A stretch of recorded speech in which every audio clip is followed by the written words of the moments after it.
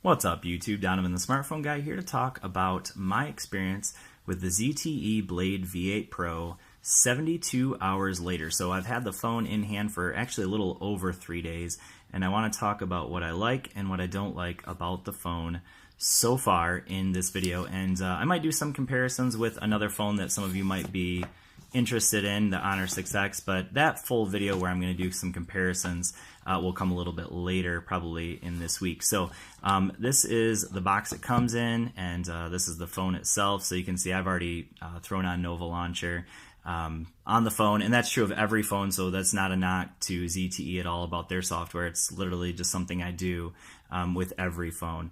So I do want to mention before we get too far into this video, the deal that you can get on the phone right now. So this is bhphotovideo.com, and you can see here that they're selling the phone for $230, which is the normal price for the phone. But if you pre-order it, you're getting all this stuff with it. So if you're willing to wait a little bit, they don't have it in stock quite yet.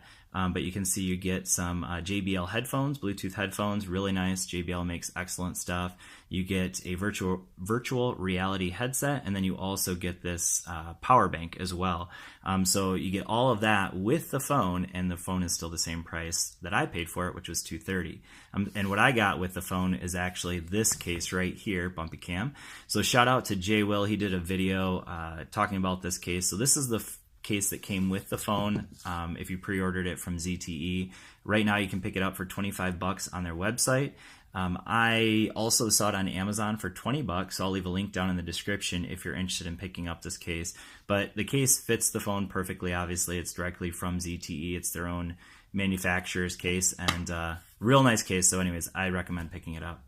So let's jump into what I like and don't like about the Blade V8 Pro. So first of all, things that I do like. Number one is performance. So this phone is rocking the Snapdragon 625 processor at 2.0 gigahertz, 3 gigs of RAM, and all that is to say that this phone is snappy. So I'm gonna kind of like swipe through some things here just so you can see just how fast it is. Go into some recent apps, and let's bring up, okay, this video right here. So this is the video from Alpha Rakama, watching his video a little bit earlier, where he did his 48-hour review of the phone. It's pretty good. So shout out to Alpha. It's a 1080p. All right. There we go. So you can see it loaded that up pretty quick. Let's go into the Geekbench scores here. So there's the score that I did. This is the first day I had it. So we had a single core score of 830, a multi-core score of 3014. I've seen it as high as 3200 for this phone, but definitely a very good performing phone. I can honestly say that, you know, going from higher end phones to this, by higher end, I mean phones that cost $400, $500, $600. I really don't notice a huge difference in the load times or anything like that. Performance-wise, this phone is worthy of 2 thumbs up. All right, so let's jump into the battery life. So I did a few screenshots earlier of my battery life, so let's jump into that so you guys can see kind of like some data-driven numbers here. So this is the very first full day that I had it. So you can see here that I was at 34%, started at 9 a.m. and at around 1 a.m. I was still at 34% after a full day of usage. So that is definitely, for me, just fantastic. If I can end a full day with 34% battery, that's great.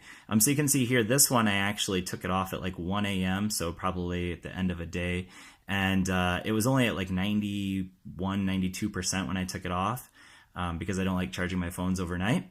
It's not good for them.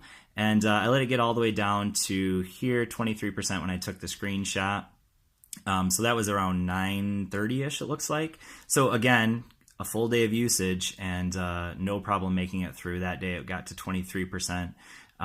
In terms of screen on time, I honestly can't tell you because when you click on that screen on time, it doesn't actually give you the data there. So maybe there is a way you can actually look at that, but I'm willing to bet that it's probably well over 5 to 6 hours because screen on time just seems really, really good with this phone so far. So anyways, those are just kind of some numbers that you can look at. So this has a 3140 milliamp hour battery, which is smaller than, you know, like that's 300 milliamp hours smaller than the Honor 6X, but for me, this battery is a little bit better. That's just in my experience. This also has Qualcomm 2.0 fast charging using Type-C, And so this battery does charge quite quick. I'm not going to say it's the fastest because that's got to be dash charging, or the Mate 9, the Huawei Mate 9 has super fast charging, but this one still Qualcomm 2.0, quite fast at charging. So the next thing I want to talk about is the camera. So those are the two things I think that are great: performance, battery life. Those two things are really good. 2 thumbs up for both those areas. I'm going to give 1.5 thumbs up to the camera. So as you know, one of the things that they market with this phone is the fact that it has the dual camera setup on the back. So 13 megapixel, 13 megapixel. And then on the front, it has that 8 megapixel sensor. Because of that dual camera setup, you're getting that depth of field. So there's a front facing selfie. That was in pretty low light. Just some pictures of some wireless headsets that I have there, or wireless earbuds. I'm going to do some comparisons, but there's just a few. But that's using the bokeh effect back here. Let's see if I can. Well, that's kind of hard to tell because it's a picture that doesn't really need the bokeh effect. But let's go ahead and jump into some of the other pictures I took. So pictures of another pair of headset, or another headset that I have. So this is like with the bokeh effect. So let's see if I can get that out of there. Notice how all the stuff in the background fades out. Looks really nice because you get that the headset kind of nice in center, front and center there. That's without the bokeh effect. That's a picture again. That one is not using the bokeh effect, and that one is using the bokeh effect. So notice how all the stuff in the background fades out a little bit more. And again, another one with the bokeh effect. So this one again is using the bokeh effect. Go blue, hashtag go blue.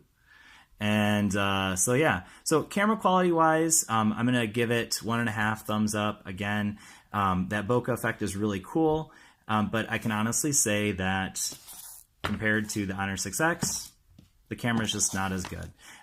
It's still good. It's just that low light performance, the Honor 6X definitely outperforms the camera quality on this phone. So this does have that dual mode, so that's how you're gonna use the bokeh effect, as you come over here to dual. And then you have right there the bokeh effect. There it is. And in terms of video quality, this does shoot 4K video, but I can tell you right now that 4K video on this phone isn't as good as 1080p video on this phone. Again, this isn't supposed to be the comparison of those two phones, but it's worth mentioning since I have you here. All right, so the 8 megapixel camera on the front does do great selfies. I'm not a selfie person, but I can tell you that this does take good selfies. And you do also have the option of, when you're doing a selfie, you can, of course, do beauty mode as well, which I probably need. There we are. All right. So anyways, lots of lighting in here, so it's going to kind of look weird. But let's talk next about the build quality. So build quality wise, again, I hear a lot of people griping about the fact that this phone has this kind of like cheaper plastic back or whatever, rubberized back. Personally, I like it. It has a ton of grip to it, which is really nice. And who cares, honestly? Like, I use a case on my phone. Nobody's going to see the back of my phone. And so if you want to talk about, build quality, yes, this phone it's hefty. It definitely doesn't feel like a phone that's going to break. It has nice heft to it. It has the metal casing around the outside. But yeah, build quality wise, I think it's great. 1080p for me, 5.5 inch 1080p screen, I think is perfect. And I just think, yeah, there's zero complaints about build quality for me. But obviously there are phones with nicer build quality. The Honor 6X, for instance, of course, we can compare it to that, has all metal backing. So a little bit more premium, let's say. But honestly, this with the Type-C charging, and this does have the front, the fingerprint sensor on the front. And that's also another thing that I'm going to give a huge thumbs up to. While I don't necessarily, I'm just so used to it being back here. It took me a little while to get used to the front fingerprint sensor. It works very well. It's very accurate. And you can see here that you do have to actually press it down. And notice how it goes first to the lock screen and then to opening the phone. And that's because if I hit here and then hit the fingerprint sensor, I don't actually have to push it down. So that's something worth mentioning. But so if I turn it on here and then hit it, boom, it's on. But the fingerprint sensor is very, very accurate. No issues whatsoever with that. But obviously you have to push it down. So for some people that might be a negative. Let's talk about software. So you can see obviously that I have Nova Launcher. Again, that's not a knock on this phone at all. The stock software that it comes with is nice. It's good, but it's just, I'm so used to Nova Launcher that eventually I always put it on every phone that I have. So again, not a knock to this phone, but you can see that it's very stock. Another good thing about it is that when I come in here to the app drawer, everything that's on here that was quote unquote bloat is pretty much stuff I put on the phone. There's nothing on here that is bloatware on the ZTE Blade V8 Pro, and that's a thumbs up to ZTE. I hate like Asus phones; they put so much bloatware on the phones, even for their unlocked phones. But yeah, so shout out to ZTE for keeping that bloat down to a minimum. I appreciate that a lot. So thank you to you guys. Even Honor though is the same way. There's not a lot of bloat on that phone either. So shout out to both those companies for not throwing on so much bulk for unlocked phones. People buy unlocked phones because they don't want the bloat, so thank you. But anyway, so that's enough about the software. The software is good. It's very light, stock Android. 6.0.1 Marshmallow, I should mention that. And in terms of updates, I don't know. I can't speak to that. I haven't seen that ZTE is going to say that they're updating it, but hopefully that is something that happens, but I can't speak to that for sure. The last thing I want to mention is the thing that I think is the biggest weakness of this phone, and this is probably the one reason why, if you're not going to buy this phone, this might be the reason why.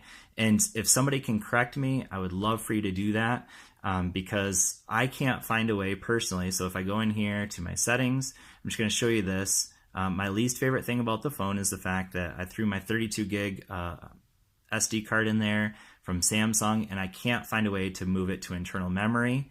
So that's an issue for me. If I go into apps and I try to, let's say, move an app over to the SD card, which is the normal, that's normal for Android 6.0.1, you should be able to do that, and it won't let me do it. So there's no way to move it over to the SD card. So that is one thing that I will say is maybe a limitation. So you can put a 128 gig SD card in here, but you can't really use it as internal storage on the phone as far as I know. So if anyone's corrected that, or if anyone's found a way to do that, please tell me down here in the description, in the comment section, to let me know how you did it, because I'd love to share that with all the people that are watching these videos. But anyways, that is my 72 hours with the ZTE Blade V8 Pro. I gotta say, guys, this is a phone that is definitely worth your purchase. At $230, it performs like a flagship phone. There's really nothing about this phone that screams mid-range, with except maybe the build quality. That might be the only thing. Other than that, this phone just feels flagship. The cameras are very worthy. They're not the best cameras, but they're still very good. And yeah, I can't say it enough. I definitely recommend the Blade V8 Pro. I can get that out. But anyways, thanks for watching. I hope this has been helpful for you. I hope that if you have any questions, you'll leave those down in the comment section. I'd love to answer those. And as always, thanks for watching. I will see you all in the next video. Peace.